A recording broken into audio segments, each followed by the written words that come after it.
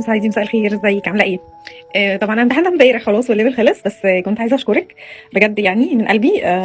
حقيقي كانت فوق فوق فوق الممتازه معايا وصبوره وحد باله طويل وبجد انا يعني اخدت ليفلين تقريبا، جرامر وكونفرسيشن، بس بجد فرقوا معايا. يعني ممكن يكونوا حاجه بسيطه، شهرين تقريبا، مش حاجه، بس قد ايه انا حسيت ان هم فارقين معايا، وبجد عايزه اشكرك جدا حقيقي يعني من قلبي. شكرا. الموضوع كله كان حلو، وكان احلى حاجه فيه ان هو برايفت قوي، ومني بس فكانت بتصحح لي، فما كنتش بتكسف منها، ما كنتش بتحرج منها. بلس كمان ان ساعتين في الاسبوع شايفاهم كأم، يعني بتكلم كأم.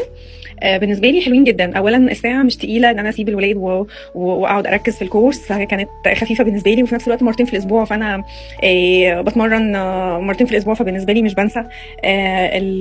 الموضوع كله على بعضه بجد يعني كانت حلو قوي، وكانت اكسبيرينس حلوه قوي بالنسبه لي، واكيد هكررها، واكيد انا معاكي واكيد مش هسيبك ابدا يعني لغايه اما ابقى تمام في الانجليش زي ما انا نفسي يعني. وميرسي لتعبك ولمتابعتك ولكل حاجه بجد، يعني مش عارفه اشكرك ازاي. حقيقي يعني كلام قليل عليكم.